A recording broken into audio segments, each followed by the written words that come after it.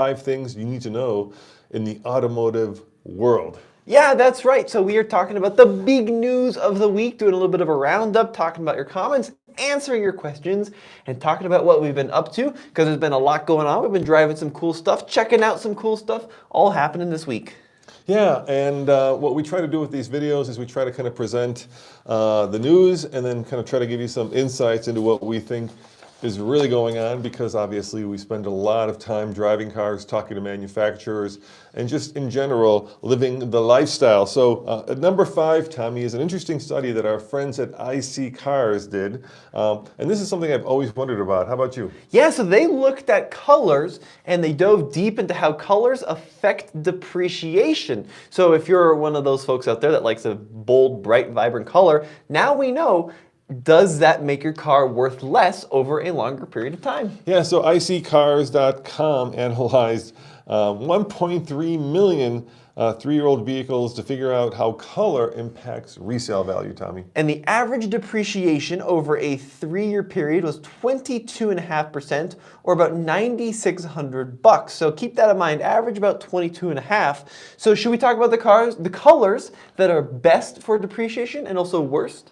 Yeah, let's do this. Let's start with best, and we'll start at number 8, which is the 8th best, and then work our way down to number 1, and then we'll do the worst after that. All right, so what is number 8, Tommy? So gray coming in at 22.5%. So if you get a gray car, statistically it's going to have the same depreciation as the industry average, which makes sense because gray is a very common color. Yeah, that was one of your first Jeeps, was that kind of Chrysler. What was that color called? Granite, I think? Granite, yes. Yeah, that was, you know, I like gray. It looks good in certain conditions. It depends, right?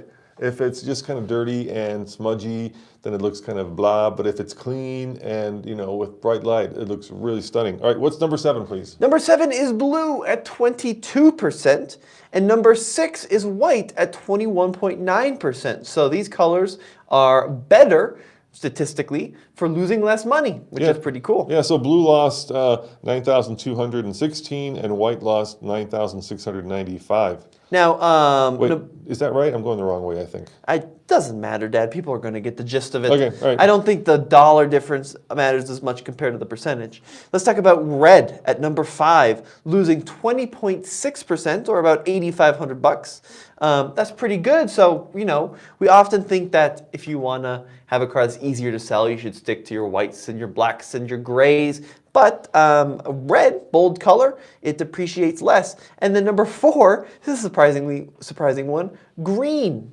Green, yeah. I would have thought resale red would do better than green, but apparently people like green better, and so it loses less money than red. Number 3, here we are, top 3, Tommy, is the color that we bought our Raptor R in, which is amazing because I thought it was a little too loud. What is that? So that's orange. So it's 18.4% depreciation compared to the industry average of 22.5. That's an average of $7,000. So statistically, you get yourself an orange car, save $2,600 in the long run. All right, 2 and 1 are a complete surprise, because remember we had that ZR2 in this color and you called it hearing aid beige, but apparently Andre was right in ordering that color because it's number 2 on our list, 17.8%, and then I don't go to 1. And we're going to stick on beige for a second. All right. Because beige is an interesting color. It is. Because now every manufacturer has to offer some kind of sand, you know. Moab. I mean, they never call it beige, right? It's always well, it's never beige. No, it's always cement like is another. Cement. Yes, exactly. Yeah. Desert sand, you know, these like earthy tones, which are rugged and tough.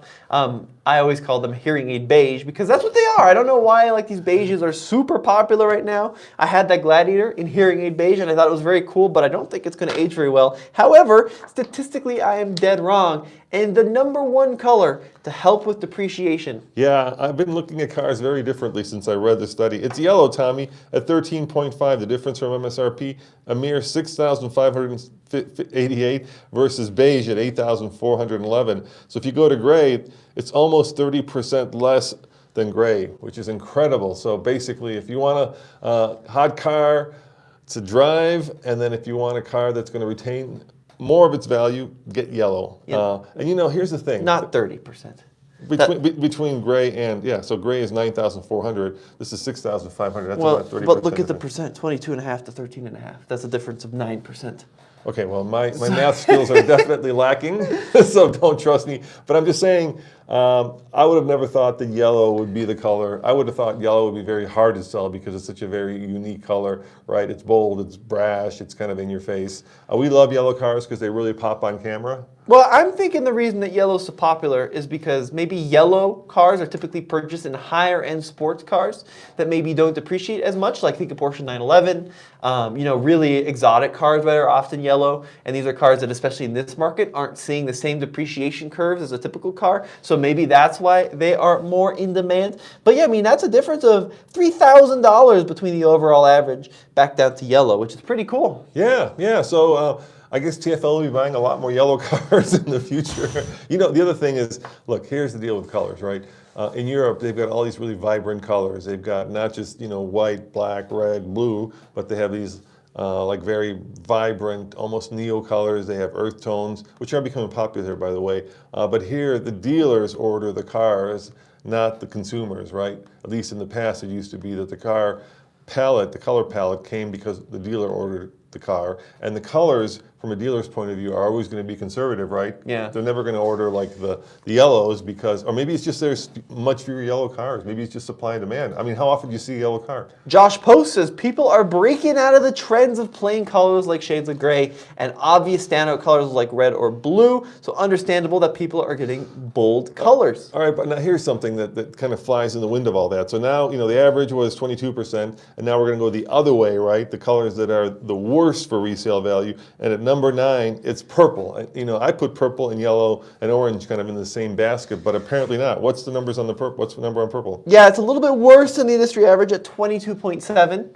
Purple is a very bold color typically, but I'm always excited when I see a purple car. Reminds me of the 90s. Well, of course, Dodge is synonymous with purple, right? Yeah, you got Plum Crazy. Yeah. You also have like Tuscadero Pink on the Wranglers. So they have some really cool colors, but not a lot of purple cars out there, and clearly not great for depreciation. But the next 3 are really surprising because silver is actually worse for depreciation than purple. Yeah, you think silver would be like, just a very conservative and safe choice, but apparently it isn't. Don't do silver cars if you want to sell them. Yeah, so for more. 23.2. That's $9,200. Off of retail. Off your MSRP. Same thing with black, believe it or not. 23.9. So black is even worse than silver at $10,867. So this whole theory that you have to buy silvers and blacks to save money, according to IC Cars and an analysis of 1.3 million 3-year-old vehicles, you're better off going a little bit more bold. All right, number 12 is a color that can look really, really good or really, really bad, depending on what era you're in. Yeah, we're talking about brown. Brown's a tough color. 24%, 10,305.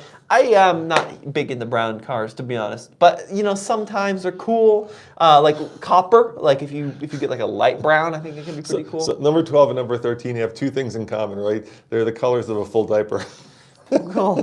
They are. I mean, I would argue yellow is the color of a full diaper. Well, it's a thin line between yellow and number 13 gold, Andre. By the way, it depends on the type of light and how you're looking at it. Well, I would say Andre's truck is green, which would actually be good for depreciation. You don't think it's yellow or gold? No, his truck is bright green. It's not green. It's green. It's yellowy gold. It is not. There's no gold in Andre's truck. For those of you who don't know, Andre bought a Colorado.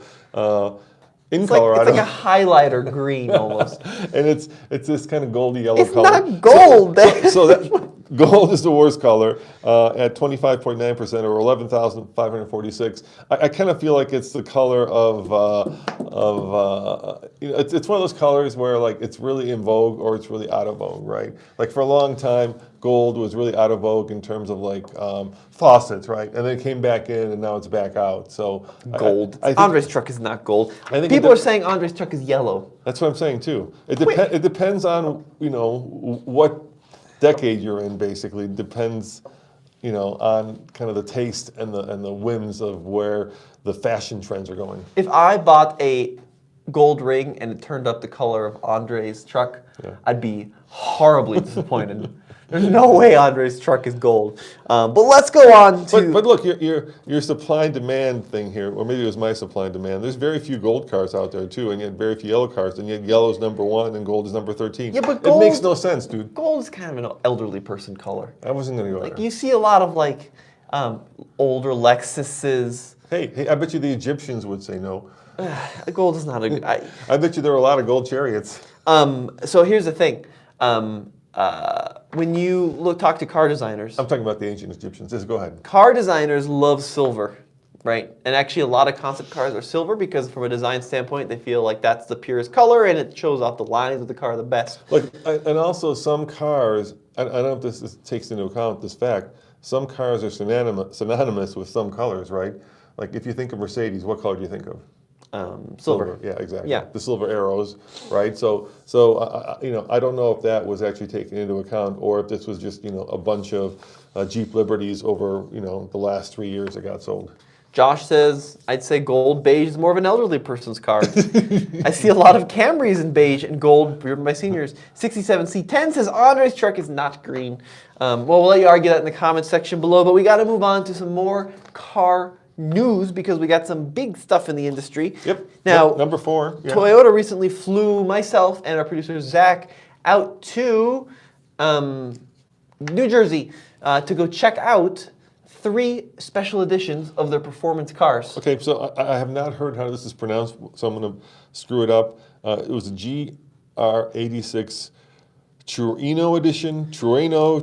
I don't know if that's an Italian word meaning lollipop. I have no clue why it's called the Trueno. Maybe you could shed some light on that and how you pronounce it. Yeah, so it's a throwback to the 1980s, Okay. AE86.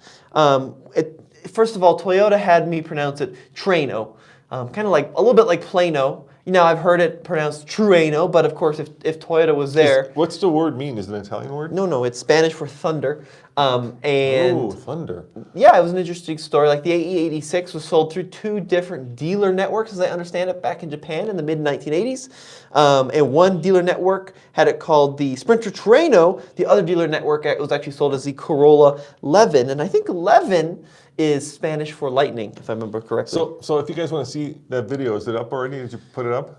It is up on TFLnow, exactly right. Or go to alltfl.com. Where you can find that video, and if you're interested in that car, see what it looks like. So the other one is actually behind us, right? That's the Corolla Circuit Edition is back for 2024. Yeah, so we thought that the Circuit was probably going to die because we thought it was a 1-year only thing, but it's back for 2024. Got some new colors, including blue flame, and they were so specific on the changes. It's got cooling changes. It has an unpainted bolt now that secures a negative terminal of the battery to the frame for a better connection. Fascinating, Tom. It's got new, I think they said, new flange bolts. You are really digging deep there to try to come up with the rationale. They told us this. It's got new flange bolts that connect the steering rack to the subframe. So it's got a bunch of different changes for 2024, new cooling tweaks. But yeah, I mean, basically it's the same car. I can see the commercial, right? You may have had a 2023 Corolla GR, but for 2024, we have new flange bolts. Well, yeah, you can't, it doesn't matter, Dad. No one can get these cars anyways. Yeah, first of all, dealers are marking up to like $70K, which is crazy because they're so popular. So what happened? Of course, with the GR edition is that first Toyota did one for Europe, which was the Yaris GR, right? And we don't get the Yaris, a much smaller car. And then they said, what's popular in America? Oh yeah, it's the Corolla, so let's do a GR edition, and it just took off. There are GR edition of the Corolla. There are actually 3 versions of this car, right? We have one sitting at the office right now, which is the base version. Cost about what? How much is a sticker on that? That one's $39,000. $39,000. Then you go up to the Circuit Edition, which is the one that they just brought back. And then what's the top dog? Well, I don't think you can get that one anymore. Yeah. That was, I think, a 1-year only. But it was named after... It was called the Morizo, which was Akio Toyota's racing name was Morizo. And that one had no rear seats and had all these different changes to make it more track focused. But yeah, I mean, the Corolla, the GR Corolla is actually a car. Hang on. Yeah? I have many things to say. Can I just say one thing and then I'll let you go No, I have on? many things to say. Say your many things. Okay, what is the one thing you want to say? The one thing I want to say is it's one of those cars that is much loved by journalists. Because obviously it's got a little tiny engine that puts out 300 horsepower, but will it be as loved by you, We don't know. Anyway, go ahead. Say your many things, please. I apologize. The reason that you were there, I wasn't. Journalists don't love it because it has a tiny engine that puts out a lot of power. Sure they do. No, they love it because it's a return back to a time, hatch? yeah, a hot hatch, exactly. It's a return back to what the WRX used to be, which was an affordable 300 horsepower all-wheel drive manual. Manual only, right? It's the things that car enthusiasts love. To be honest, though, I understand the hype. It's probably the most hyped car of the last few years. I don't like it as much as some of its competitors. Like what? Well, for example, it's in my mind, it's just not as exciting as the Elantra N. So the Hyundai Elantra N is it's not a hatchback, right? It's a sedan, but similar class, similar pricing. Well, some would say less exciting. Others would say more stable because it's got all-wheel drive versus two-wheel drive. Yeah, but hear me out. I mean, the Elantra N is so out of this world that someone in California was pulled over, ticketed, and then had to go to court to convince the government that their car was stock. That's how loud it was. The thing screams and it pops and it bangs and it makes all these crazy noises. It's so loud. Like I said, that the guy got pulled over for an exhaust that wasn't compliant. The GR Corolla has the 3 exhaust pipes, but it's very muted. It doesn't have. It's got a cool little 3-cylinder grumble, but it doesn't have the pops or the bangs. And then the seats in the Elantra are just so impractical because they're tight and they hug you and you feel like you're in a baby M3. The GR Corolla, it's got bucket seats, but they're just not as supportive. They're not as crazy. And like you ride down the road on the Elantra and it's just like it's bolted to your spine, which makes it very uncomfortable on journeys, but it's so fun and it just feels so special, whereas the Corolla is more compliant. So you're right, the Corolla has all-wheel drive and it's much more practical and the seats fold down and it's it's a much more usable car. But from a fun-to-drive standpoint, I think the Elantra N is just way off the charts. I haven't driven it except for on the track, so I can't wait to drive it maybe this afternoon since it's sitting in front of our office. Zach took it home last night, so I have nothing smart to add to this. But what was the third car they unveiled? It's a Supra 45th anniversary. Now, this is a car that Toyota should have launched a Supra as back in 2019 because it's bright orange. Throwback to, they wouldn't say in the press release, but they were hinting at it. Throwback to the original Supra Mark IV from Fast and Furious. It's got a big wing on the back. It's got a manual transmission, strut brace, and it's just the coolest looking car. I think it's absolutely fantastic. I can probably pull up a picture here. But they're only building 900 units of the 45th anniversary, available in 2 colors, Pecan Orange or Absolute Zero, which is a white.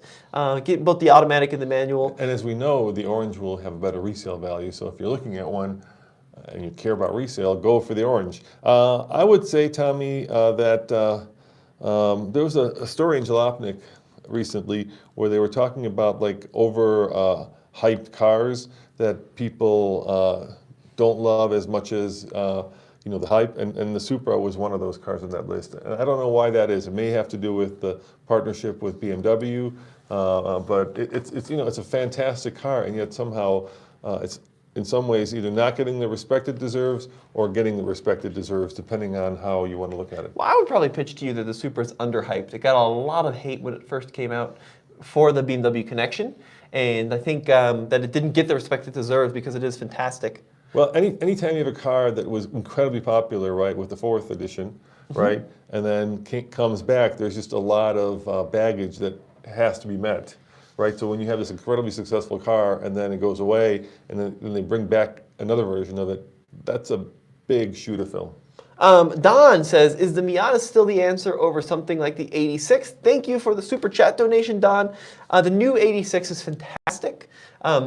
The old one didn't really work up here at elevation. Yeah, not enough torque or horsepower. I remember driving, and it had the torque tip too. I remember driving the old one in the special final edition, and I just loved the car. And then I was merging onto the highway and tried to scoot in front of this family in a minivan, and the mom was on the phone. Actually, it was a Highlander hybrid, and I just couldn't get in front of this 7-passenger, fully loaded hybrid SUV. I was revving the beans out of this GR86, and it wouldn't move. So here's, I was doing a lot of thinking about this on my run this morning.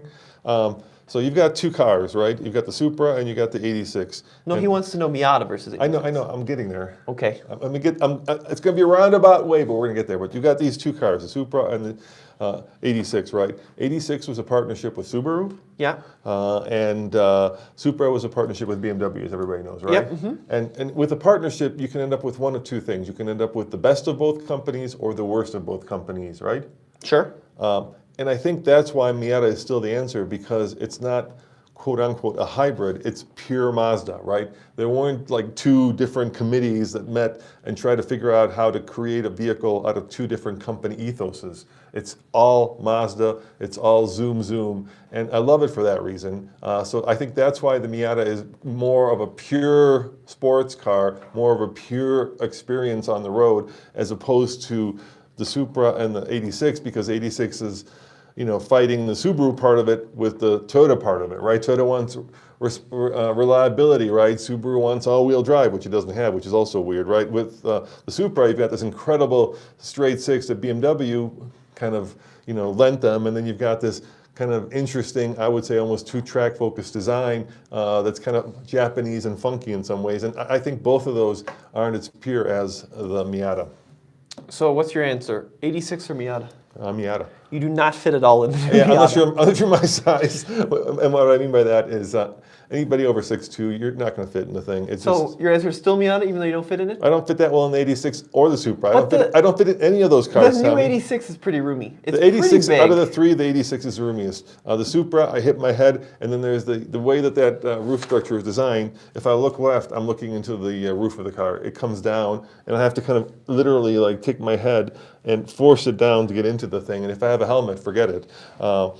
The 86 is roomier, but I just, you know, so they fixed the problems with the previous generation, but I just kind of find it sort of like meh. There's just like no fire in the belly of that car. And a lot of people would disagree with me. Maybe it's because it's affordable, but you've got to have a twisty road, and you got to have kind of the perfect day to really kind of wring the most out of it. And just driving it around town is not that special. The Miata is special, and I think part of that is because it's got such direct steering. It's got, you know, a convertible, which also makes it fun, even if you're stuck in traffic. And that's why, if I fit, I would pick the Miata. Yeah, but that is such a compromise. If you fit, it's a pretty big deal before we started breaker. compromised, we just bought an NC2 Miata. An old Miata. Yeah, But the he NC's the wants biggest. the new Miata. Go for the NC2 if you're tall. If you're shorter, fine. You're fine. Well, the other thing about the NC2, which is nice, it doesn't have electronic steering. It's got hydraulic steering, which is in the back.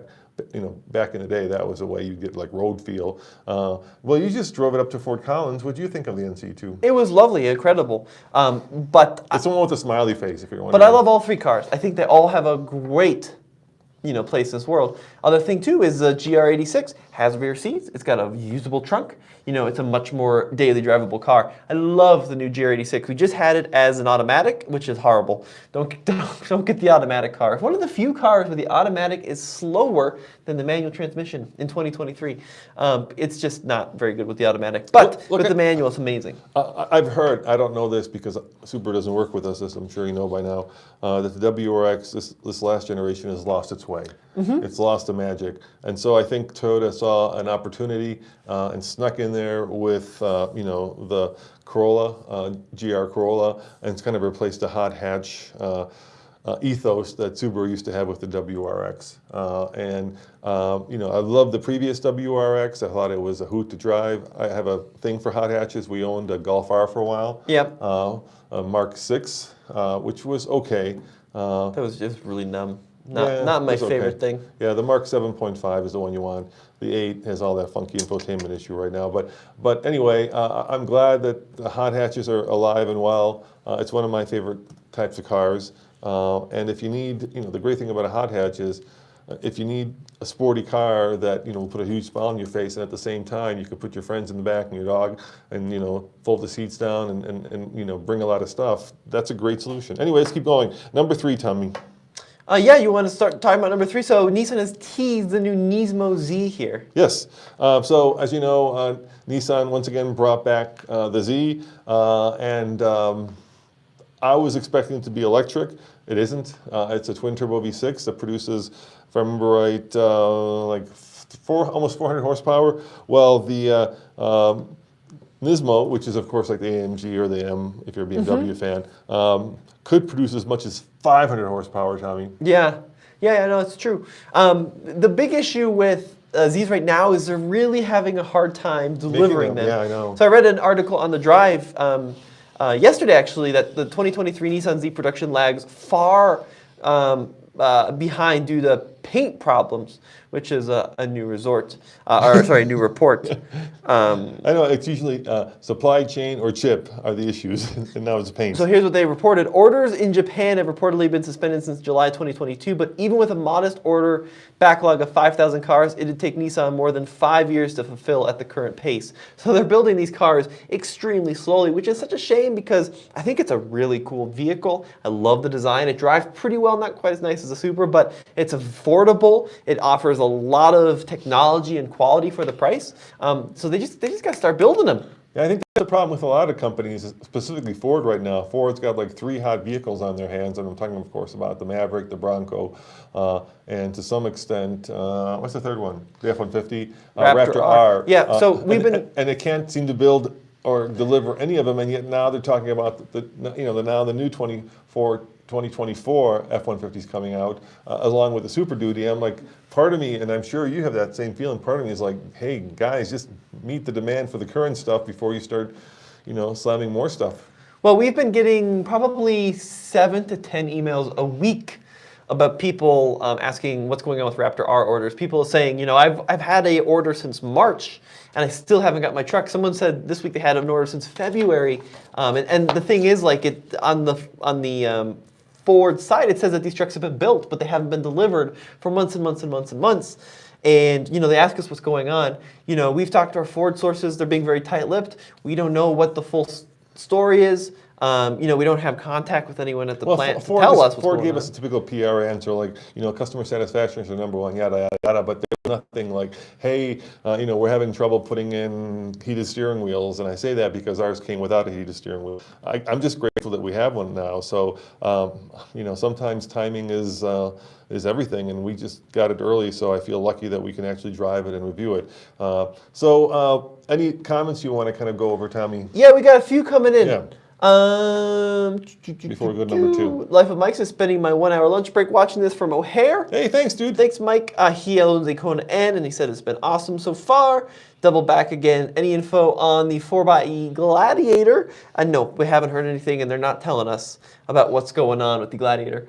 But that's a really cool truck. I hope is coming. I think a fair guess would be, they're just, and I'm about to go drive the next refreshed, facelifted Wrangler, right? So they did a bigger screen, they did power seats, and they did a little different fascia. Mm-hmm. I think that is a no-brainer. That's going to come into the Gladiator, right? Yeah, I would assume so. Yeah, so I think we definitely know that. Beyond that, powertrain-wise, your guess is as good as ours. They usually don't share that kind of information with us. By the way, I was also in Detroit yesterday, Tommy, and I drove by this giant parking lot that maybe had 5,000 Broncos in it. Wow. So there's something going on with Bronco deliveries as well. I suspect all you Bronco guys and gals who have orders know that, but I don't know. The manufacturers tend to be very tight-lipped about these issues. I think they would just do much better just to come out and say, hey guys, we're working as hard as we can,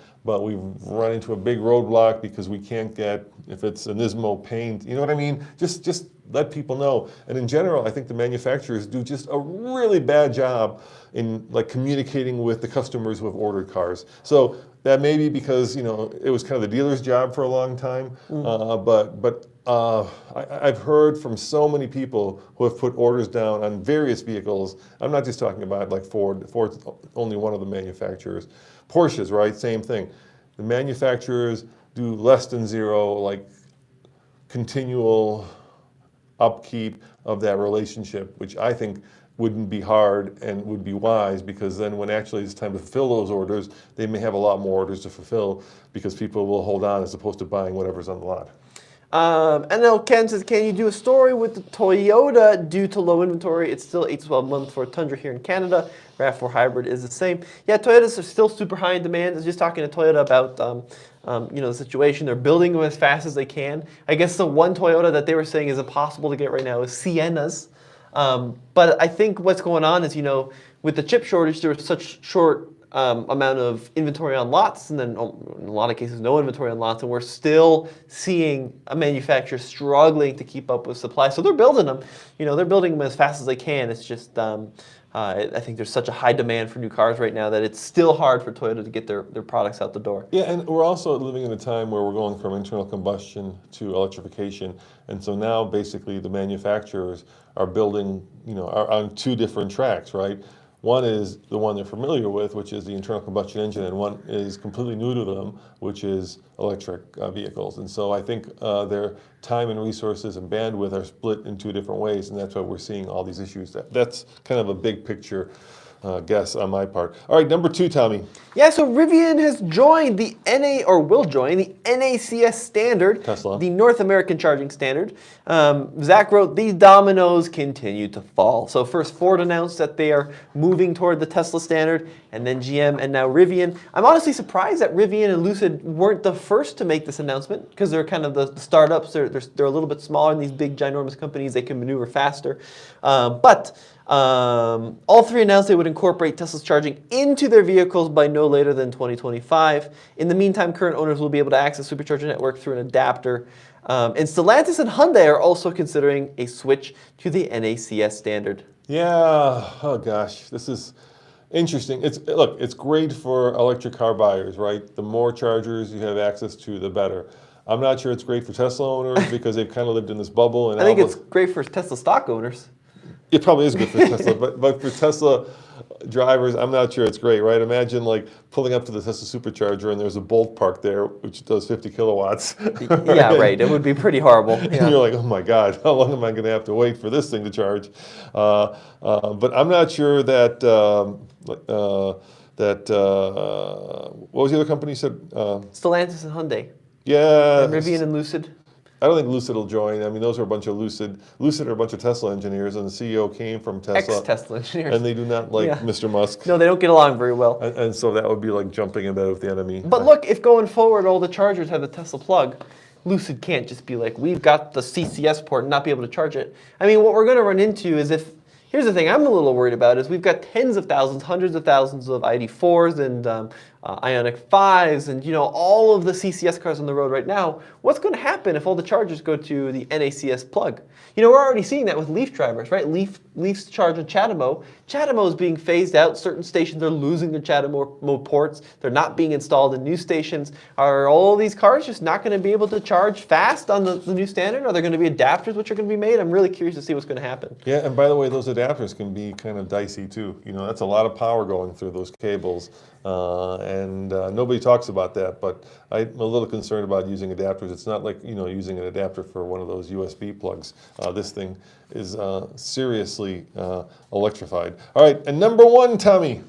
Well, let's get some more comments in here. All right, let's go to the comments. Yeah, okay. I got a lot of comments flowing in. We got a lot of comments. Right, we'll be happy to answer them as much as we can. Okay. Poppy says, test drove a GR86 this week and I wanted to get it until I realized the dealer wanted $40K for it. That's what it's selling for like 70,000. No, GR86. Oh, GR86. Okay. Yeah. But still, see markups. At this point, here I have a theory what's happening. What's that? Right. So we have the new manufacturers, which are Tesla, Rivian, Lucid, selling cars direct to consumer. Yes. We've got the established manufacturers, the Ford, the GM, the Hyundais of the world, which go through the dealer model. Yes. And we have such rigorous dealer franchise laws in this country, which have been established over so many decades. But what's really interesting, and we're seeing a ton of this, is we're seeing a huge amount of consolidation of car dealers. Right? Yeah. So it used to be, even in our little town the last couple of years, we had Bob Ford. We had Larry H. Miller Ford, we had Boulder Hyundai, we had Polar Jeep. Yep. In the last 3 years, they've all been consolidated into these mega auto groups. So Corwin, Toyota. Who bought the Jeep dealer? I can't remember anymore. I don't know. Foundation bought Hyundai. Yeah. Anyway, these are these huge conglomerates. And I kind of think the reason that this is happening is I think we are going to see a massive storm coming in terms of lobbying and political war as these established automakers are getting sick of this stuff. They're getting sick of not being able to sell their car, how they sell their car. I couldn't agree with you more. Let me give you a concrete example of that, okay? Right. That's happening right now as we speak, all right?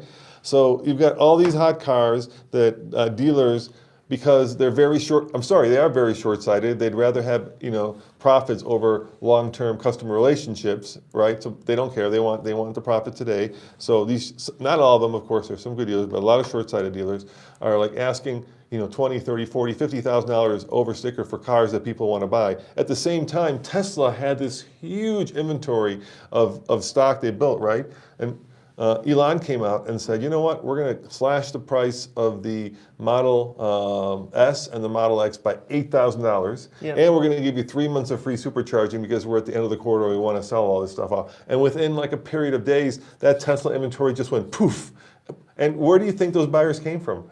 Right? They weren't sitting on the sidelines. They were probably people looking at, name the car at the other dealership, right? They were looking at Raptor Rs, right? S-Classes, 7 Series, 5 Series. And they were like, I can go buy a Tesla for $8,000 off and get 3 years of free supercharging, or I can go grovel to the local dealer and say, please don't oversell this car, MSRP over $20,000, $30,000. And you can, 2 in the morning, you can go online, you can buy the car, they'll deliver it to your house. Poof, the inventory's gone, and all those cars are still sitting on dealer lots. I don't understand it. If I were a dealer, I'd be like, the rules have changed, and maybe it's time I change with the times. But they seem to be strictly holding on to, hey, what can I get you? What can I do to get you in the car, today? As opposed to, how can I serve the customer best? Well, and there are good dealers out there. There are, yeah. That really do help, and of course, and in a buyer's market for cars, there are advantages to going through a dealer, right? Is you can negotiate, and you get money on the hood, and there's all these things. But we've proven over the last 3 years that a lot of dealers have been very predatory toward pricing these models, and they've really, I think, hurt their. Anyways, where I was going with this, can I say one more thing? Yeah. What I really think the reason we're seeing, and this is just me being a little bit of a conspiracy theorist here, but I think the reason we're seeing all this consolidation is that when the two giants go to war, you have got more weight behind the dealers, and then they feel like they're going to be better taking on the manufacturers in the courtroom. And you know what? I'm also painting with a broad brush. I'm sure there are a lot of dealers right now who are also with me on this, and they're saying, there's a few bad apples that make the rest of us look bad. And I'm sure that's also the case. It's never black and white. No. And so there are a lot of dealerships who are moving along with the times, who understand the value of keeping customers happy. You understand that it's not about selling at the highest price today, but it's about keeping your customers coming back. And so I do want to apologize to those dealers. I did not mean to paint with such a broad brush, but at the same time, Tesla just cleared a lot of inventory, and they did it because they dropped prices as opposed to raising prices. Hama Ali says, love from Pakistan. Thank you for watching our channel. Really appreciate it, sir. Let's see what else we got going on here. Used car market is nuts here too. Standard charging hardware equals baby steps towards a sensible EV world. I agree with that completely. WW, is Ford in trouble? No, I think Ford is kicking ass right now. Yeah, Ford's on a roll, man. They're not, okay, yeah, they've got issues, but they're the kind of problems, they're good problems, right? Yeah, and how do we meet supply as opposed to how do we move product? Right, I mean, and they've got so many compelling products that they're coming out with on a regular basis. Volkswagen's in trouble. The Volkswagen, I think, is, Gone Rogue, what's the news on the Fisker Ocean? Would love to see a review. Yeah, so Fisker Ocean, it's tough for us, okay? And I'll be as forthright as I can be, and we're always forthright, but there have been so many startups, including Fisker, and I actually had dinner with Heinrich Fisker a long time ago when the first, Fisker iteration came out, and that was a pleasure. And I was talking to him, and I said, Heinrich, it's so incredible that you can start a new company today because there are so few. Back 100 years ago, right, there were tons of little cottage industry car companies starting up, right? And then over the years, all that got consolidated. You just look at how many companies Chrysler owns, right, that are now dead, like AMC, and that's just the tip of the iceberg. So I was talking to him. I said, you're very lucky to be able to start, your own car company because you just can't do it. It's too hard. And so I always take new startups with a grain of salt. You look at like Nikola. I could probably name Lordstown. I could probably name 10 electric car companies that have come out with big plans and big ideas, but have never sold one car, or in the case of Lordstown, have sold 28 trucks and spent $3 billion doing it. We want to give these startups oxygen, but at the same time, the journalist in me is always just a little bit cautious about it. Now, the Fisker is being built by Magna. Right. Magna knows what they're doing. They build the G-Wagon. They're an engineering-driven company, Canadian company, so hello, all our Canadian friends. And they build those in Austria, of course. And I think out of all the EV startups, they probably have the best shot at making this happen. But at the same time, they have a small number of cars, and most of those are going to customers. We're certainly not number one. They have not, reached out to us to offer us drives. Sometimes we reach out to them for that. Sometimes they get back to us. Sometimes they don't. But if you're listening, Magna, we'd love to. Fisker, sorry. Fisker, sorry, thanks. Okay. If you're listening, Fisker, we'd love to drive the car. Enough, sorry. Mark says, what about security to prevent car theft with keyless cloning criminals with push-button start? Automakers need to give us better security or a thumbprint or a PIN code. Security is one of those things. And they are doing that. Yeah, it's coming. I mean, car manufacturers are constantly evolving. It started with keys. People were, faking keys, breaking into cars, and they went to chips, and then people were figuring out how to do that. So it's this constant cat and mouse game. But yeah, we are seeing more of that, and it's really helping now that these cars are so interconnected with OnStar. Tesla, you can see where your car is all the time. Most cars have a tracking feature. Most cars can be wirelessly disabled as well, and by law enforcement or whoever. So there is new technology that's really changed the game there. Yeah, the big story was, of course, with Hyundai, right, with their models. Well, that was crazy to me because they didn't put immobilizers in. Yes, but they were the base models with the key, and I can't believe those cars didn't have immobilizers. That was a really big eye opener. I think that's a lesson for the rest of the industry. If you save on a few pennies or a few dollars, it comes back to haunt you, because those cars obviously now aren't insurable in some places like Milwaukee. Yeah, what a mess.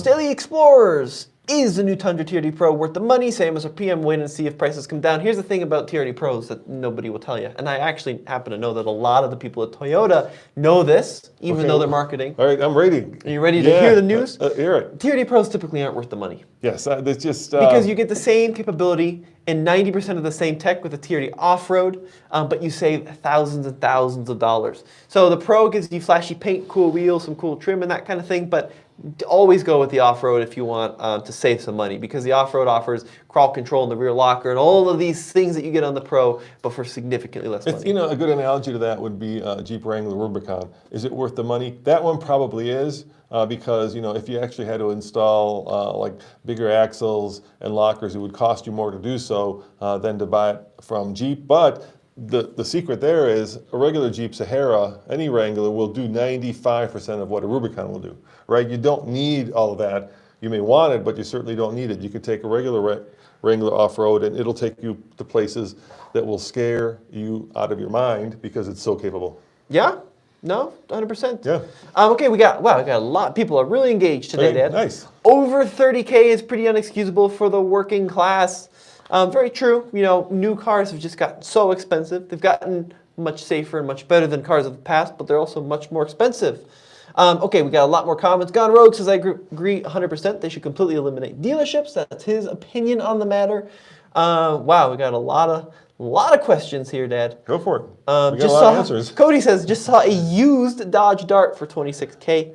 That is pretty wild. When is Toyota bringing out a new Camry? The current one is really outdated. Toyota's selling so many crossovers. The RAV4 has eclipsed the Camry. It's the best-selling vehicle in their lineup.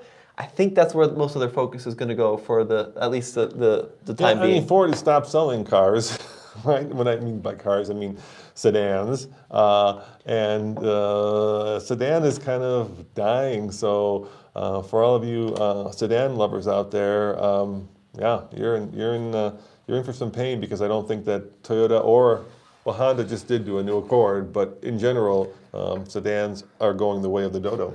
Okay, here's an interesting question from Shouting at Clouds. Okay. Why is EV such a massive failure? The EV trucks are a fail. A working class truck with 200 miles of towing is useless. Ford fail.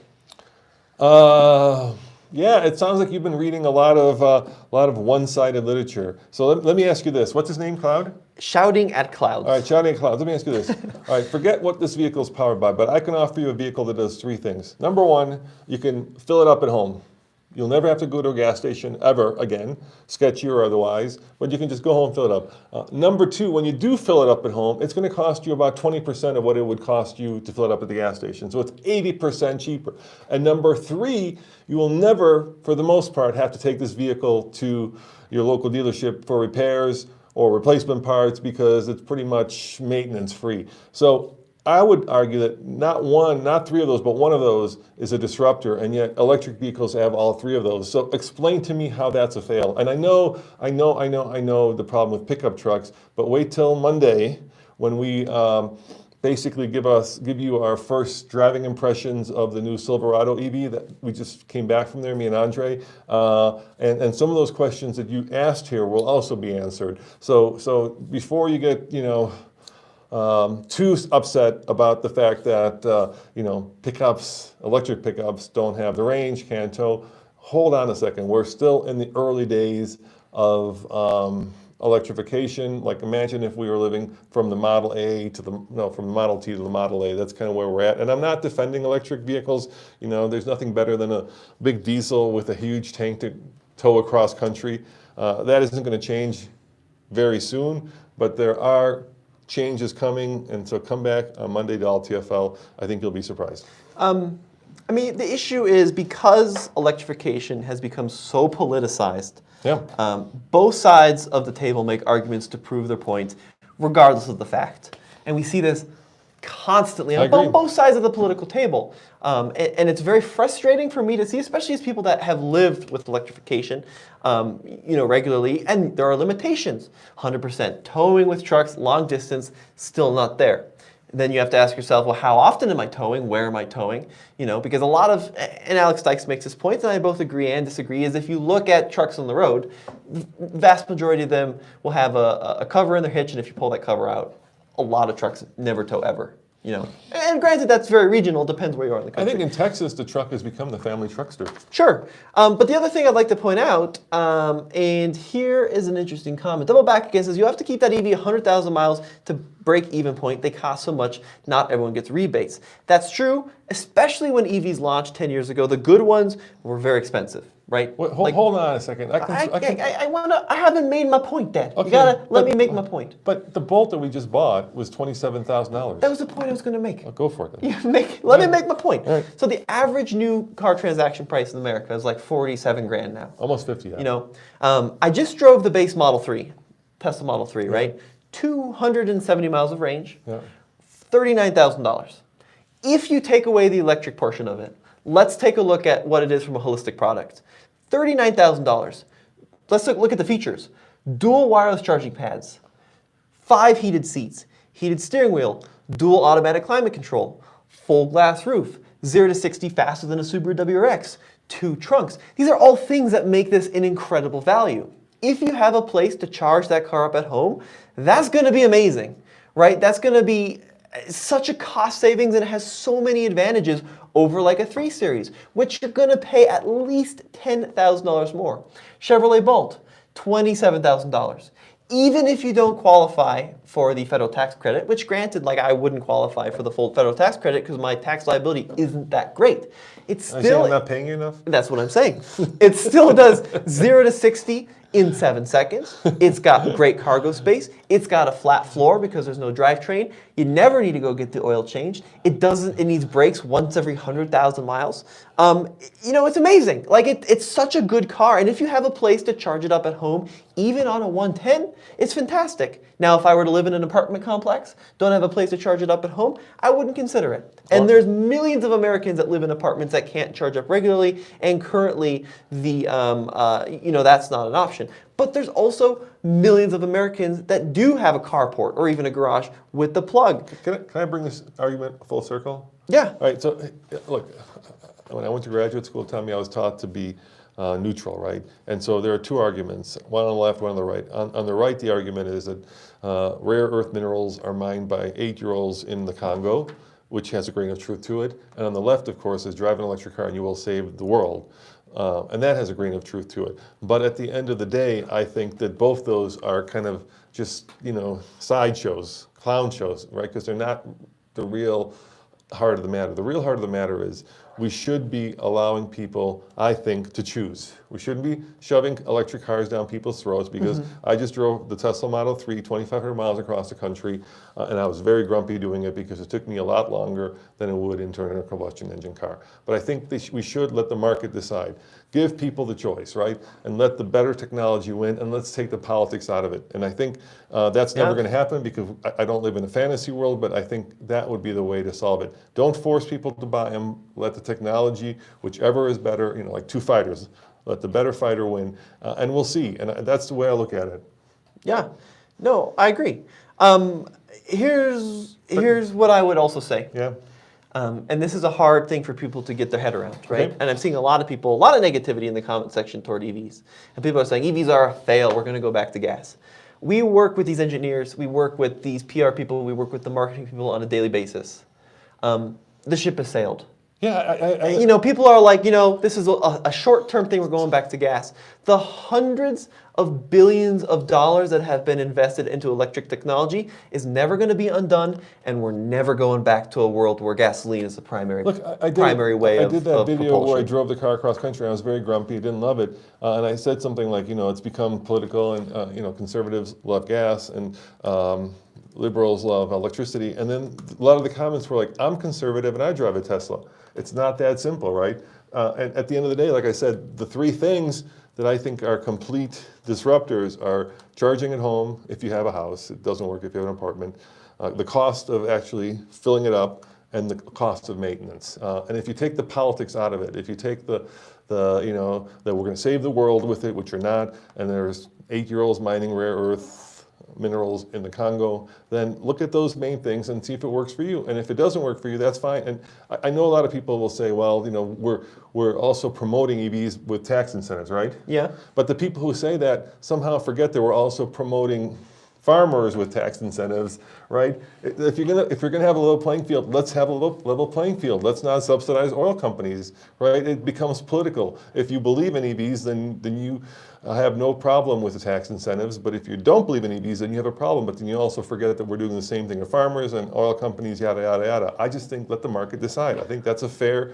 And let us do reviews, and then you, based on the reviews, decide if it works for you. That seems like a very straightforward way of looking at it. So Dougie Dew says gas is still a primary. Tommy, EVs haven't taken over yet. That's true. It's still a pretty small percentage. But from our perspective, when you talk to the engineers and you talk to the CEOs, the investment is not going toward gas. General Motors is doing a new small block Chevrolet. Thank God. Yeah, which is fantastic. I Love the love small block Chevy. There's still going to be diesel technology, which is going to be invested in because we still need diesel trucks. But from an everyday transportation standpoint, there's not investment going into better, more efficient, faster gasoline engines. It's just not really happening. It's the hundreds of billions that these manufacturers have. They're putting them toward EVs for better or worse. But we're not seeing that same amount of effort being put into new generations of internal combustion engines. Look, and I hope you guys understand out there from a TFL point of view, right? We come from old school journalism where we're not going to take a side, right? And I know nowadays people want to and make money by preaching to the choir, right? So we, as a YouTube channel or channels, I see what's going on in the channels. You can make a lot more money basically affirming people's beliefs. But we're kind of the old school way. So and what I mean by that is we own a Raptor R, 702 dyno burning horsepower. Yep. And we own a Tesla Model 3 Performance, right? We own both. And the idea is, we're not on one side or the other. We're just kind of trying to present the facts. And that's the way it once upon a time used to be before both sides started kind of yelling at each other and saying, that the other side is biased. And now there's a lot of media that all they do is they just basically cheerlead and affirm people's beliefs. And if you want that, there are plenty of YouTube channels you can go to where that happens and you can live in your own bubble. But here at TFL, maybe because I'm old school and I'm getting old now, I feel I'm getting old, we still try to be objective and try to present both sides and let the market decide. Anyway. We got more? We got Holy more. cow. We got a super chat from Double Back Again. Could you comment on the Stellantis carb situation? Have you been following that? Yeah. Where Stellantis, Sure. dealers now are only going to get inventory stock, at least, that's not custom ordered in electrified models, be it 4xe Well, or that kind I of thing. think that goes down at the heart of it. That goes down to the purchase by Peugeot. Let's call it a purchase, which it was right. Yeah, FCA was right. purchased by Peugeot basically, and the guy who runs Peugeot is known for being a fearless, or depending on your point of view, tyrannic cost cutter, right? Yeah, right. And Stellantis, as you know, does not have a lot of electric vehicles or electrified vehicles, and so the corporate miles per gallon number is very low. So they have to buy credits from companies like Tesla, and so they've taken the next unlogical step by saying we're not going to sell these cars in places where basically the legislation is very unfriendly for us doing so. Logical, kind of sucks for people who love Hellcats. I love Hellcats, you know what I mean? But like Tommy said, it once again, I know that you guys are reading your own things that you want to read, but we talked to the manufacturer, and that ship has sailed. If you think that 10 years from now we won't have more electric cars than internal engine, you're kind of tilting at windmills. It's just the companies have all decided, because of the way that the governments have legislated things, that we are going to go electric. Yep. I wish, a lot of you would say, I wish it was hydrogen. I agree. Well, so we should talk about that here in the comment section. First of all, Dr. Kinnison says, do you think EVs have no personality versus a traditional ICE vehicle? There's 3 EVs that have a boat ton of personality. The Hummer EV, Yeah. That thing is like crazy. Right. The Porsche Taycan, Right. Also it drives like a Porsche. What I mean by that is there's actually steering feel, and it feels like it wants to go faster than it does. And then the third one, and I've only driven it once, is the Tesla Model S Plaid, which is also, crazy, 0 to 60 in 2 seconds is mind-blowing. But a lot of them do have a very similar personality in my mind, and that is, they accelerate quickly, they regen quickly, and unlike an internal combustion engine car, which has a heart, right? It's got boom, boom, boom, boom, right? And there are different camshafts, there's a different number of cylinders, right? Those cars have a ton more personality, and I thank God that there are classic cars out there to be bought, because there's so many great and different variations of internal combustion engine that are still out there that I feel like, in my lifetime, I've never had the chance to drive them and test them and experience them all. But yeah, they have a lot more personality. I don't know if I agree with that. Okay, fair. Because here's where I'm kind of on the fence about it. You drive an old car, right? You drive something with a 400 cubic inch in a cam and a manual transmission. That's got a lot of personality. Or even you drive a classic Mini with an 850cc carburetor that pops and spurts. That's got a lot of personality. But this whole idea that because it's internal combustion has a lot of personality compared to a electric car is completely wrong in my opinion. Because we drive a lot of cars around the office. We drive a lot of 2-liter turbo 4-cylinders. We drive a lot of naturally aspirated 4-cylinders in a RAV4 and a CRV. There's no personality in the engine of a RAV4 or a CRV. It goes down the road, it's reasonably quiet, it kind of hums along, but it doesn't have, there's no excitement there, right? But there's a lot of mid-sized SUVs that are, milquetoast. Yeah, I mean, in design and in performance. I think that there are plenty of gasoline cars that have personality nowadays. All the Hellcat stuff. That Raptor R is oozing in personality. But I would argue that 98% of the cars on the road, these toasters that just keep people from point A to point B, they have no personality. It's just like driving any other appliance. It kind of hums along and it revs out and it makes noise. It has no more personality than a Chevrolet Bolt. Look, I think there's just there are 2 sides of a coin, and they're both interesting. So internal combustion is kind of the emotional heartbeat of my being, right? Whereas electrification is kind of the intellectual part of my head, right? So it's kind of yin and yang in some ways, right? The emotion of an internal combustion engine car, the sound of that engine, the way it feels like it's living alive, right? That is just very exciting. But at the same time, kind of the part of the EV where I'm trying to figure out what fuel economy I can get and how far I can go on a charge. And all of the new things that electrification can do is also interesting. It's just a different kind of interesting. So it depends. Are you more of a heart person or more of a head person, or are you both? It really is just, like I said, two sides of a different coin. And I don't think one's worse and one's better. I think they're just very different. So Rogue Docs says also keep an eye on FCEVs, which is fuel cell electric vehicles. Their day is coming probably in the next couple of years. So I want to talk about that last statement, probably in the next couple of years. Remember when you drove the first-gen Mirai 10 years ago? Yes. And there were 49 hydrogen stations. Yes. And Toyota said in the coming years, they're going to be Yes. everywhere. And then I drove the second generation of Mirai a few years ago, Yes. and there were 50 charging stations. It actually went down. It went down. Well, Yeah. when I drove it a few years ago, it was 50, and maybe it went to 48. So here's the thing with hydrogen. The technology is there. It's fantastic. It has its application because it's hugely energy dense compared to the current generations of batteries. My issue with hydrogen currently is that to make hydrogen, there's really two ways, right? Well, most of it is using natural Through gas. production of natural gas, Yeah. or you can use renewables, make Solar. electricity, and use Right. that electricity to produce hydrogen. The issue from that standpoint is, well, if you're using natural gas to make hydrogen, why don't you just burn a fuel in a car directly without going through this process Or do it the other way, right? Or if you're using it with renewables, why not just take that electricity you're using And to put it in make a battery. hydrogen and put it right into a battery and power a car? So for those of you who don't know, the way a fuel cell car works is you take hydrogen, you run it through a fuel cell, and that creates electricity, which is then used to charge a battery, which then powers the car. So what Tommy is saying, why don't you just use solar energy to power the battery instead of having this mid-step of the hydrogen fuel cell? Right. Now, where hydrogen does have a lot of advantages, really fast refueling times. Yes. Matter of a few minutes. That really is this big advantage. In commercial applications, it's more energy dense. So like in trucking, right? I could see a huge future where we fill trucks with hydrogen fuel cell and big tanks rather than batteries. How about big boats? Boats, Yeah. cruise ships, Yeah. great application of a Yeah. fuel cell. So but in day-to-day commuting, for example, I can't fill up my car with hydrogen at home.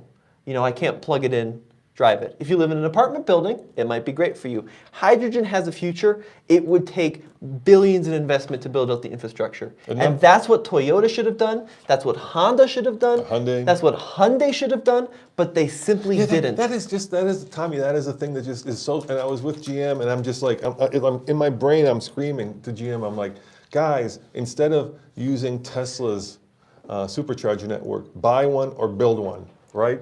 Right? There are like 3 lessons that Tesla, I think, has taught the industry, right? And one of the biggest ones that is now coming to fruition is electric cars, unlike gasoline cars, are 50% car and 50% charging network. And unless you have your own charging network, that 50% of the car part isn't going to make the biggest difference. And so I don't think it's too late. I think somebody needs to either go out there and actually spend the tens or hundreds of billions you need to build out a charging network, or build out, if you want hydrogen, build out the hydrogen infrastructure and go at it. But without that, it's all just blah, blah, blah, blah. Some more questions. Elliot Lee, what about Porsche Blue Fuel, which is similar to Boom, located out of Centennial? Same problem. So what he's talking about is manufacturers have figured out a way, and this is not new technology, but now it's being very, very promoted, where you can actually burn hydrogen in an internal combustion engine, which seems like a green solution until you realize you still need natural gas or renewables to make that hydrogen. And under the process of putting it through an internal combustion engine, you are still creating, it was NOx emissions, right? Exactly. Lots of NOx, lots of nitrogen oxides. Oxide when you burn hydrogen. Yep, when it goes through a fuel cell, nothing. Water. Water. When you burn it directly, nitrogen oxide. So that's a problem, which I think is gonna, especially as you get into kind of the higher performance vehicles. So the higher the engine revs, the more hydrogen you burn, the more NOx you create. And I'm sure that's solvable as well, because obviously diesels do it, but then you're talking about more complexity. So lots of, we'll keep going for just a little Okay. bit. I think it's an interesting conversation. Yeah. Someone asked here, and I'm sorry I can't scroll up, there's so many comments coming in today, which is great. I just love this. I think it's fantastic. Never get to number 1 here, Tommy. I know. Well, we'll get there in just a sec, Dad. Here we go. Fast forward 30 years in the future, are people going to be collecting 2021 Tesla Model 3? I feel like modern vehicles will never become future classics. And then we have a lot more comments about the disposability. That's a great question. I was just on my run this morning. I was thinking about that. So the editor of Electech, I can't think of his name. Electrek, yeah. Electrek. I was at dinner with him like 4 years ago before COVID, and he had a Tesla Roadster. with like 60,000 miles that he was selling. And I was thinking to myself, I should buy this thing because it's going to be incredibly collectible because they only built like 1,800 of them. And you know, Tesla, as far as I know, when they take them in trade, they actually tear them down for parts. Yeah. Right. And I think he was selling it for, at that time, like $60,000. And those things have gone through the roof now. I think one recently sold for $150,000. So yeah, I think Teslas will become collectible in the same way that like the first Apple computer is collectible. Well, or the first iPhone is really exactly, collectible. yeah. People are talking about, and the degeneration makes a great point in the comment section. You could say the same thing about any mass market car. A base V6 Charger is going to be long forgotten when someone finds a Hellcat in a barn or something in 2040. You know, your standard Model 3, probably not going to be that collectible. No. A Plaid, you know, well, could have some collectability. I mean, if we go with that analogy, right, and a Model 3 is like the Model T, current Model Ts sell for anywhere from $10,000 to $15,000 to $20,000, and they built a lot of them. They built a lot of Model 3s. They're just not that collectible. But the Roadster, that's something else. Here's the other interesting thing about like the longevity of the batteries. And I still believe, and I've said this, and a lot of EV people hate me for saying this, but I think the car that has single-handedly set back the public perception of electrification more than anything else, Leaf for sure. The first generation Nissan Leaf. Yeah. Because what happened with the Leaf is that Nissan launched that car in 2010 as an affordable mass market EV. First problem, it only went 80 miles. When it launched, it was like 73. So it became a kind of a joke among people that were on the fence about electrification.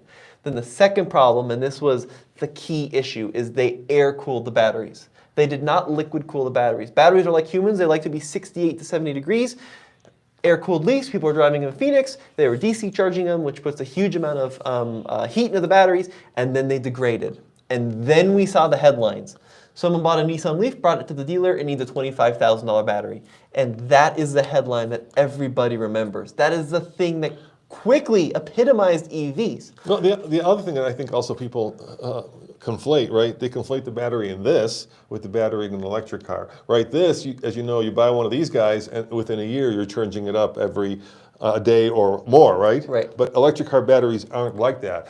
In the latest study, Teslas have found to only lose 1% of their range per year. So over 10 years, you lose 10% of your range. And what people are figuring out is it's not linear. So people are losing 10% in the first 10 years, and then the battery may lose 1% every 5 years beyond that. And we've seen plenty of Teslas on the market now that have 300,000, 400,000, 500,000 miles with 85% or more of their battery capacity at a point where an internal combustion engine probably would have gone through 2 or 3 transmissions and maybe an engine or so. So Nissan really hurt the perception of electric cars because of the fact that these batteries did not last. But beyond the Leaf, a huge number of EVs that have liquid-cooled batteries are proving to be so long-lived. Bolts, for example, right? Bolts, there was like a couple headlines, you know, don't park your car inside because your house is going to catch fire. Well, GM did say don't do that. They did. They literally said that. But if you statistically, it was like under 20 bolts of the hundreds of thousands of bolts they had sold. And I think people forget that gas cars catch fire as well. it was a tiny, tiny amount, but that was a very good headline, which got circulated around.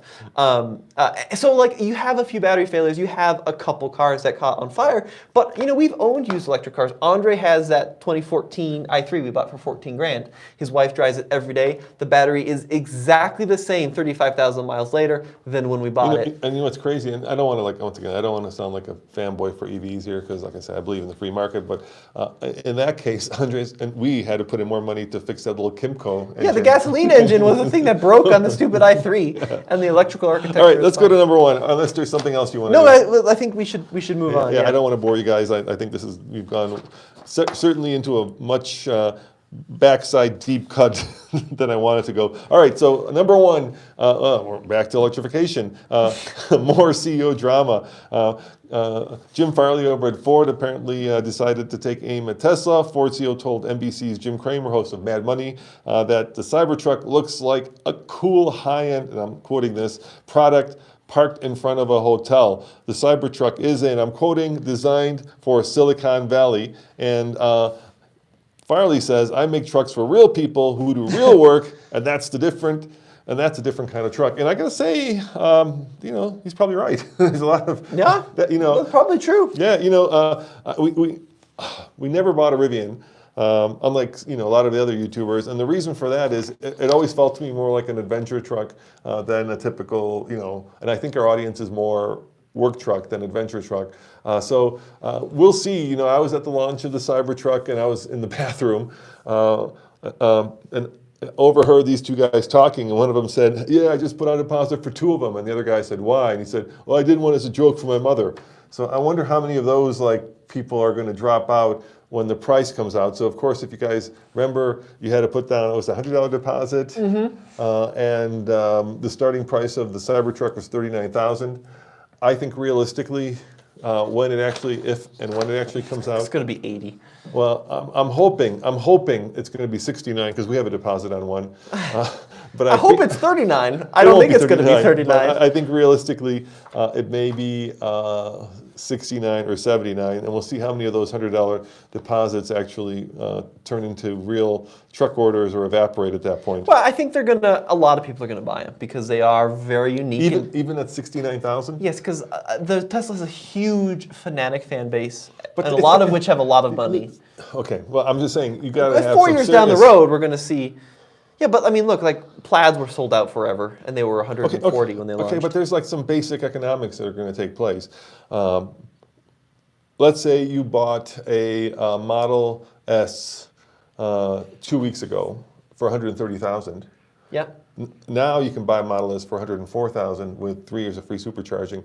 The value of your car just went down $20,000. Yeah, which is a bummer. Which is a bummer. And that's the downside, of course, to doing that kind of discount. Right, yeah. And I think a lot of people who want a Cybertruck probably are thinking to themselves, I'm going to trade in my Model X, Model Y for the Cybertruck. But if they keep doing this, that Model X and Model Y is going to become less and less valuable. And there is a part of Tesla that I think will come into fruition, and that is just like these things, right? Teslas are going to be less valuable over the long run because you're buying yesterday's tech. Yeah, Toyota just announced that within a couple of years they're going to have a car with a 900-mile battery. Yeah. 900 miles, Tommy. It's pretty wild. Yeah, and that certainly is going to hurt the. Yeah, I agree completely. What is interesting though is, I thought when the Prius was new in 2001. Well, I was 4 then. Maybe the second gen, once I could understand basic economics. I thought when the Prius was new in 04, 05, that that the car was going to be worth a lot less going forward because the Prius technology would evolve so much that this thing was going to be useless. Priuses have actually held their value really well. A 10-year-old Prius is still worth a considerable amount of money. Yeah, but that's because of Toyota's reputation for reliability, which Tesla does not have. Yeah, that's a good point. Yeah. Let me finish up here before the battery dies on our phone. We've been going. How long have we been going? We have been going for an hour. Wow. Well, thank you guys for sticking with us for so long. The CEO of Volkswagen finally admits that mistakes were made, Tommy. You want to read the mistakes? Yeah, so Volkswagen's new capacitive buttons to control pretty much everything are frustrating, to say the least, and CEO Thomas Schaefer acknowledged they were a mistake multiple times over the past few months, including a recent interview with Autocar, and the company's eliminating some touch controls in newer models like the upcoming Tiguan redesign. They're making touch controls that they aren't eliminating easier to use. What I think is so funny about the situation, capacitive touch controls in recent history were made popular by a vehicle and a manufacturer called Cadillac with the Q system. Do you remember, 2011? I hated the Q system. Cadillac promised to revolutionize the car industry and the way we communicate with our car through a fully capacitive, touch-sensitive center stack called Q. And it was going to be great. They were going to eliminate buttons. My dream car has that. Yeah, your CTSV, I think, has Q. Exactly. No, not right. CTSV. It's the ELR has Q. Exactly. And so the idea with Q is that you could swipe and you could, gently touch and it would vibrate and you could control the whole car and never need clunky, old-fashioned buttons. It works like a dream as long as you're not moving. No, it was horrible even when you were parked. It was just the worst. And it was a disaster. I mean, it was such a disaster. They quickly abandoned the whole thing. They got rid of the name. They tried everything in their power to cover it up and hide it, and it went away completely. And other manufacturers took note and said, okay, we're not doing that. That's a terrible idea. Then a couple of years later, Honda put capacitive buttons on the steering wheel with their volume. Well, I think, I said Tesla pioneered three things. That was one of the things, putting everything in a screen. I think that was really a bad idea. This is not a screen. I know. This is a touch capacitive but black it's the same plastic thing, panel. Right? You're eliminating a button for a screen. Somehow it's worse because it does this vibrating thing. It just doesn't work. So anyways, Honda, remember, got rid of their volume knobs and they did these sliders on the steering wheel. People hated it. And they're like, God, don't do that. So they went back to knobs and buttons, right? And now Volkswagen, when they launched the ID4, said, you know what's a good idea? Touch capacitive everything. And that's cheap, right? I think that's cheap. I think it's cheaper to do that because you don't have to have separate buttons. You just, and actually all the Germans are doing it, right? They're horrible though. There's just, it is, I know. Like the window switches in that car are a disaster. You have two for the front, then you have to push a rear. It's just like stupid design that didn't need to I remember be redone. I was in Detroit when Cadillac announced that. This is a really good walk down memory lane. And they were showing off Q and we got to sit in the car that was stationary. It wasn't actually a car. It was just the screen with the buttons showing you how they worked. And we all looked at ourselves and we thought to ourselves, even sitting, this is horrible. You know what I mean? Because you can't, the little like click that you got never felt satisfying. And it was slow. It was like delayed, the click. Yeah, it was this weird thing where you like, it felt also unnatural in a lot of ways, right? Like it's like if you touch this piece of wood and all of a sudden there'd be like a little gnome that would like punch back up on the wood. You'd be like, ooh, that's weird. So it was unnatural. It was certainly not functional, especially when the car was moving. And yet the industry went to it. Amazing. Yeah, so that was a debacle. Yeah. Want to answer some questions before we wrap this up? Yeah, Gone Rogue says, yes, it is terrible. That's why GTI and Golf sales are low. Yeah, for sure. It'll keep me from buying either Golf R or GTI right now. Tommy says, did you sell your old white Mercedes diesel? I did sell it. I love that car. It was fantastic. It was so slow. It was not so that slow. It oh was my gosh. perfectly adequate. It was so slow. We just watched, Tommy and I fell asleep, watched the latest Grand Tour, and they had a drag race that I missed apparently. And if you had put that Volkswagen, if you put that Mercedes into that drag race, it would have not beat that touch truck. Well, you would have hated the non-turbo version. But yes, I did sell it. I think I sold it for about $10,000 and it was in perfect condition, and now it's worth a lot more than that. Ain't that the way of the world, Ain't Tommy? that the way of the world? Yeah. But now I have the new blue Mercedes I bought from the company, which is the gasoline one. By the way, he bought the GP2 from the company, and now he's selling that as well. So if you want a GP2. Yep, if you're interested, send me an email at info@tflcar.com. It's time for that puppy to go as well, because I'm trying to buy countertops. Ain't that the way of the world, Tommy? Yes. Elliot Lee. Did you find a 70s Cadillac? I have been casually shopping for 70s Cadillacs. We'd love to get one. The problem with them is they're so big. We have a barn. Why ain't this huge? Yeah, but oh gosh, that takes up half the barn. Oh, that's like 3 GPs worth of space. People want your Miata. Oh, well, no, you can't have the Miata. You can't have the Miata, and you can't have our C5. Someone's saying, I'm seriously considering getting a new Integra Type S. Yes, good for you. Good car, get it.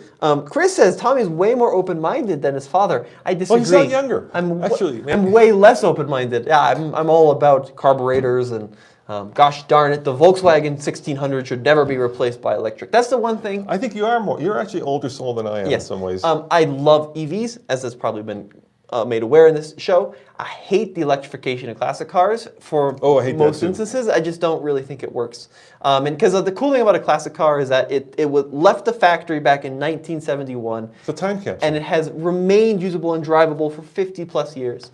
I like leaving the car the way. Well, you're like going back in time, right? And then if you electrify it, all of a sudden you're going back to 1950 and 1998 or whatever the year you electrified it, right? It's weird. It's this weird hybrid. Keep it original. That's what makes it interesting. Silverback GMT 410. I don't know if I missed it, but did y'all sell the Black Ranger? I've been hoping to see it go against Andre's Colorado. Yes, we did. We sold that because it was old.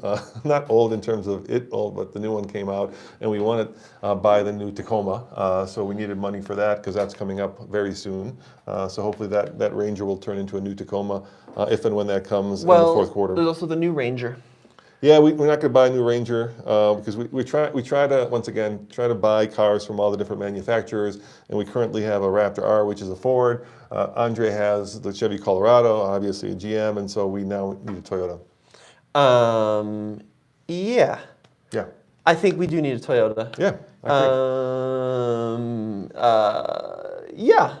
WW, did you sell the Willys? I did sell the Willys because I just had to pay for some stuff in my life. Yeah, and look, I love that Jeep. I really miss it a lot. But I'm going through some pretty big life changes that I needed the money for. Also why I'm trying to sell the GP. So nothing against the Jeep. It was fantastic. when you say life changes, nothing bad. Don't No, worry. it's all good stuff. It's not liquidating. Yeah, but now I have to pay for this house remodel. It's just a whole lot of money that I just didn't have. So Isn't that part of your life when cars take a hit? I should never have gotten that girlfriend. That was a big mistake. No, she's great. Is a manual Tacoma in the plans, or are we going to buy the automatic? Manual. You want to buy the manual? Of course. Well, what's their videographers going to drive? They can't drive a stick. Well, that's They better learn if they want to get to work. They better learn if they want to work on it. Look, and the other thing, guys, is we buy these vehicles because we make videos with them, right? So think of them as movie stars or actors or whatever you want. And after a while, people get bored of the vehicle. We can only make so many vehicles. Well, so many videos. Yeah, but I wasn't bored of it. I just have to pay. Yeah, for when it. you buy it, it's different. When you buy it, it's like you buy it. But for the company, we're also trying to sell Stubby. So if you want Stubby, but we use Stubby. No, We just moved all these tires with Stubby and well, you could towing. use the Ram to do that, the 2500. Okay, I like Stubby. And you could have used the Raptor R to do that. But yeah, it's time for Stubby to go. Like I said, we need to get some new product in the door. Okay, well, folks, that was a long one, but a pretty fun podcast. I hope you enjoyed it. We had a pretty good conversation. Yeah, thank you for joining us. We really appreciate you taking the time to come. Remember, if you want to see videos of all the stuff we've discussed, head on over to alltfl.com, and that's where all of our TikTok, Shorts, YouTube, podcasts live. This has been like a podcast, hasn't it? It has been. Yeah. Yeah, for sure. Yep. All right, guys. Thank you so much. See you next time. Ciao. Bye. Bye. You want to get? I'll get it. Yeah, you want to turn it off there? Yeah, we talked so long that the videographer left. Yeah, the videographer has left the chat. He's out. He was like, I'm not sticking around. Okay, hold on here. Okay, I don't know how to turn this off. I don't want to mess this up. I need you, Tommy. Just push the button. Which button is that? You can't mess it up. It's the only button. There are many buttons here. Just push the button. There are many buttons.